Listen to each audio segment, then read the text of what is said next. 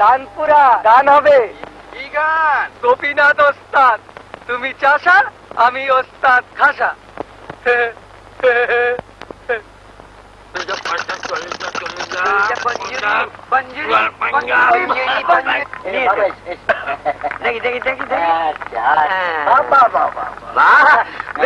হরিশ্রামপুরে খান হে ওই 5 পুকুরের গোসাই খুড়ো, তারই তো এটা। বল্লভ গোসাই? হ্যাঁ। আরে সে তো বড় ওস্তাদ। হ্যাঁ, খুব নামডাক। রোজ সকালে উঠে গলা সাধেন তো। আমার আবার না খুব গান বাজনার শখ। কদিন ধরেই ভোরবেলা উঠে গিয়ে ওনার গলা সাদা শুনছি। আচ্ছা, দেখি কি ওনার তানপুরা আছে দুখানা, একখানা হাতে নেন আর একখানা ঘরের কোণে রাখা আছে। আচ্ছা, আজকে বললাম খুড়ো যেখানে আপনি ব্যবহার করেন না সেখানে আমারে দেন না। উনি বললেন মা ওটা নিবি কি রে, তো অপয়া। আমি বললেন তা হোক, আমার তাতেই হবে। তা বললেন এমনি দেবো কেন? আমি বললাম যে খুড়ো আমরা গরিব মুদি, পয়সা কোথায় পাবো বলো? তা বললেন কাজ করে দে। হ্যাঁ, কি কাজ বলো?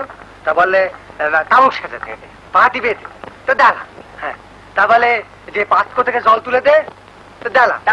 তা বলে ভাড়ার ঘরে ইঁদুর ঢুকেছে, মেরে দে। এই ধাড়ি ধাড়ি ইঁদুর, এই বাঁশের একটা দিয়ে দিলে আগে। হ্যাঁ, নিজেরা তো একেবারে কান টান মলে টলে না দিয়ে দিলেন। দেখুন না এখনো না টন টান কাটতেছে। সে কি তোমার কান? আমার কান আর এনারও কান।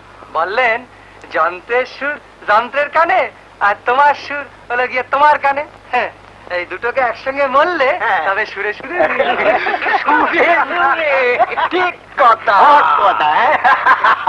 কাজ করলো বাবু, একখানে গিয়ে শুনিয়ে দাও না। যন্ত্রের আর কণ্ঠের একসঙ্গে পরীক্ষা হয়ে যাক। হ্যাঁ, গাইবো বই কি, কিন্তু গান যে আমার একখানি মাত্র জানা আছে ঠাকুর মশাই। ওই একখানি গাও না, অতিরিক্ত তার বেশি কিছু বলছে না তো।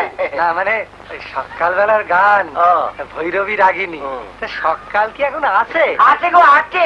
সকালে ওরকম ফস করে চলে যায় না। তুমি গাও আমার এই জ্যোষ্ঠীর ছায়া। ওই দেখো, যতক্ষণ না পর্যন্ত এই প্রস্তর খণ্ড স্পর্শ করছে ততক্ষণ সকাল। তুমি গাও।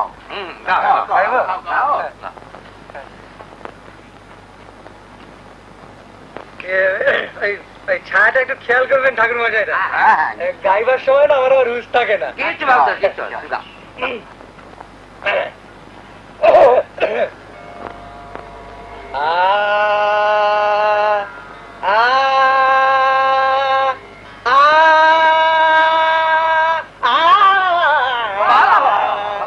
দেখো রে নয়ন মেলে জগতের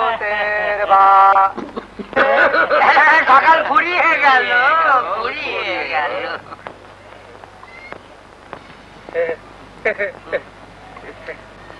সময়টা একটু কম হয়ে গেল, আর একটু পেলে না আপনাদের পুরো গানটা শুনে দিতাম। দেখো গোপীনাথ, তুমি এক কাজ করো, বুঝেছো? রাজামশাই মানে আমাদের সঙ্গীতের একজন মস্ত বড় সমস্যা, ভারী দর্শী। তুমি তাকে গিয়ে তোমার ওই গান খারাপ একবার শোনাও। এটা কি করে হবে যদি একবার বলে দেন? রাজামশাই ওটির খুব ভয়, বুঝেছো? সূর্যোদয়ের ঠিক পূর্বে উঠি, বুঝলেন? ওই প্রাচীরে তার এসে দেখলে একটা ওই পুরোনো ভাঙা মন্দির মন্দির ওই ওইখানে বসে ওই রাজবাড়ির দিকে মুখ করে, বুঝেছো? তুমি চাইবে তোমার গলা, তারপর দেখবে তখন কি হয়। কি হবে ঠাকুর মশাই? শোনো, রাজা মশাই যখন তোমার নাম জিজ্ঞেস করবে তখন বলবে তোমার নাম গোপীনাথ গাই। গাই গানং করতি যা শাহ গাই। গাই